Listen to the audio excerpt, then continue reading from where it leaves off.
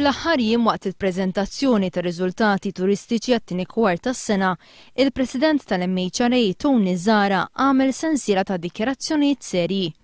Fost oħrajn Zara qal li fattur li qed ixekkel l-industrija tat-turiżmu f'pajjiżna huwa x-xogħol infrastrutturali fit-toroq li ilu jkarkar għal xhur twal u sansitra enfasizza li trid tintrefa' r-responsabilità għal dan in-nuqqas.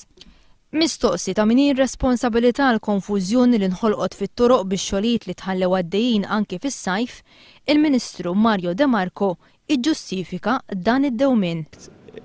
Min forsi jixtieq jgħix dinja ideali u dinja ideali x-xogħlijiet jitlestu f'temp ta' ftit xhur.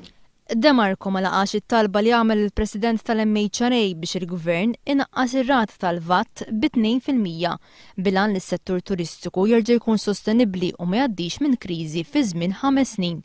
Għall-Ministru tat-Turiżmu ir-rata tal-VAT kif inhi ma ġabitx impatt negattiv fuq it-turiżmu. Rridu nirrealizzaw illi iż-żieda fil-VAT irnexxiela wkoll tgħin il-Gvern jkompli jinvesti fis-settur tat-turiżmu. Fl-istess ħin ma kellux impatt negattiv fis-settur tat-turiżmu. Fil-jiem li għaddew, il-President tal-MHRA Tony Zara qal li bil-kontijiet li qed tibgħat lejn Malta tista' ġġib lil Malta arkub tiegħha u saħaq li jekk il-kontijiet jorsu b'4 ċenteżmi kull kilowatt, il-lukandira jieħdu lura 6 miljun euro.